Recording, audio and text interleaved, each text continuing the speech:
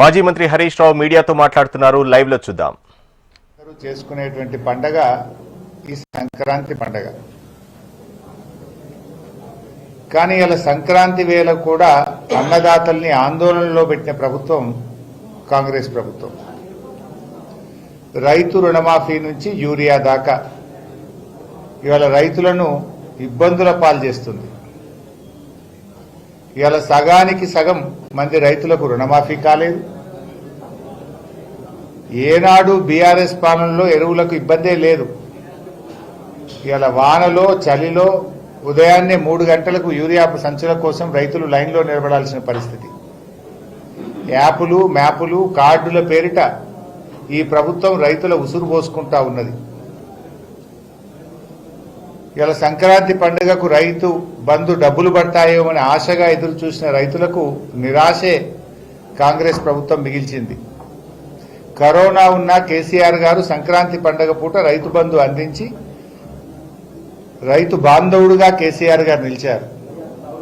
కానీ కాంగ్రెస్ ప్రభుత్వం ఇటు రైతు బంధు వేయలేదు, రుణమాఫీ పూర్తి చేయలేదు, యాసంగి పంటలకు బోనస్ పెన్షన్ ఇస్తా అన్నావు, మహాలక్ష్మి కింద మహిళలకు 2500 ఇస్తా అన్నావు.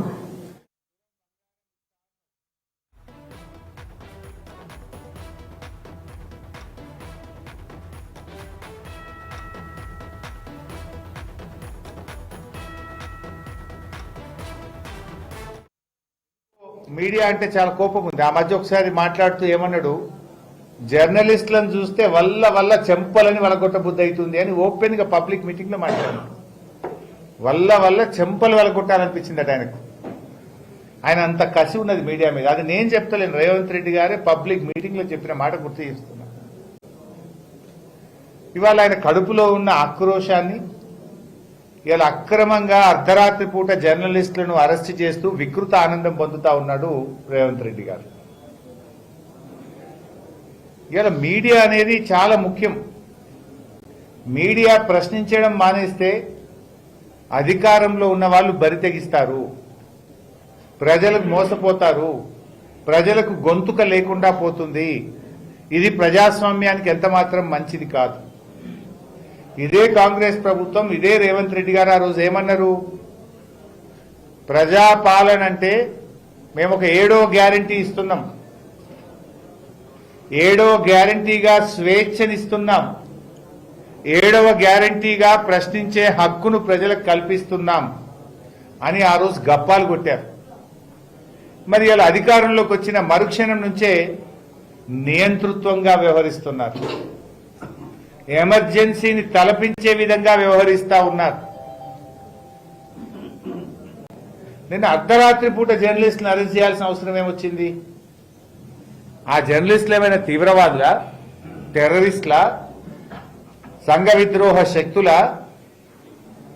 బడా బడా బ్యాంకుల్ని లూటీ చేసినటువంటి ఆర్థిక ఉగ్రవాదుల?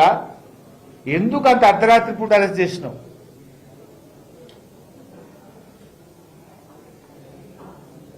వాళ్ళకి నోటీస్ ఇవ్వచ్చు, పిలవచ్చు కదా. ఇలా అందులో ఒక అరెస్ట్ చేసిన ఒక జర్నలిస్టు పరిపూర్ణానందచారి. ఈ సంఘటన జరిగినప్పుడు 3 రోజులు శబరిమలలో ఉన్నాడు. ఆయన 3 రోజులు లీవ్లో ఉన్నాడు, శబరిమలలో ఉన్నాడు. ఈ విషయంతో సంబంధమే లేని చారిని అర్ధరాత్రి పోయి అరెస్ట్ చేసుకొచ్చేది. అంటే మీరు ఎంత నియంతృత్వంగా, ఎంత ఏకపక్షంగా చేస్తున్నారనడానికి ఉదాహరణ ఇది.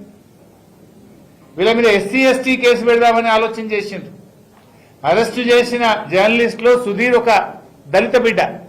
అంటే దళిత బిడ్డ మీదనే దళిత కేసు పెట్టారని ఎస్సీ ఎస్టీ కేసు. ఆహా, ఏం ప్రజాస్వామ్యం రేవంత్ రెడ్డిని ఇది. నేను అడుగుతున్నా, ఇలా ఆ సజ్జనారు కాంగ్రెస్ కండువా కప్పుకో రాదాను, ఏం మాట్లాడుతున్నావు? మీ డీజీపీ నువ్వు, మీరు మీ కాకి బుక్ ఏం చెప్తున్నది? మేము చట్టాన్ని అమలు చేస్తున్నాం. మరి ఆనాడు కేటీఆర్ గారి మీద అడ్డగోలుగా మంత్రి సురేఖ మాట్లాడినాడు, నీ చట్టం ఏమైంది? ఆ రోజు కూడా బాధపడ్డది ఒక మహిళనే కదా. ఆ రోజు అడ్డమైన ఆరోపణలు చేస్తే మీరు కేసులు పెట్టకపోతే నీ ప్రభుత్వం చర్యలు తీసుకోకపోతే కేటీఆర్ గారు ఆవిడ మీద సూట్ ఫైల్ చేసినారు. సురేఖ గారి మీద కేటీఆర్ గారు కేసు వేసినారు. ఏం కేసు అంటే మన డిఫమేషన్ సూట్ వేశారు కేటీఆర్ గారు. మరి ఆ రోజు మీ కేసు ఎందుకు పెట్టలే? ఆ రోజు నీ చట్టం నిద్రపోయిందా సజ్జనార్? ఆ రోజు కాకి బుక్ పనిచేయలేదా సజ్జనార్? ఇవాళ ఒక మహిళ మీద అయిందని తెగ బాధపడుతున్నాం. మరి ఆ రోజు కూడా ఒక మహిళనే కదా, ఒక మంచి నాయకుడు, ఈ రాష్ట్రానికి పేరు తెచ్చిన నాయకుడు కేటీఆర్ గారి మీద అడ్డగోలుగా మాట్లాడితే మరి ఆ రోజు నీ చట్టం ఏం చేసింది? చట్టం చుట్టమైంది ఆ రోజు? ఈ రోజు ఎందుకు ఇంత అర్ధరాత్రి పూట చేస్తున్నారు?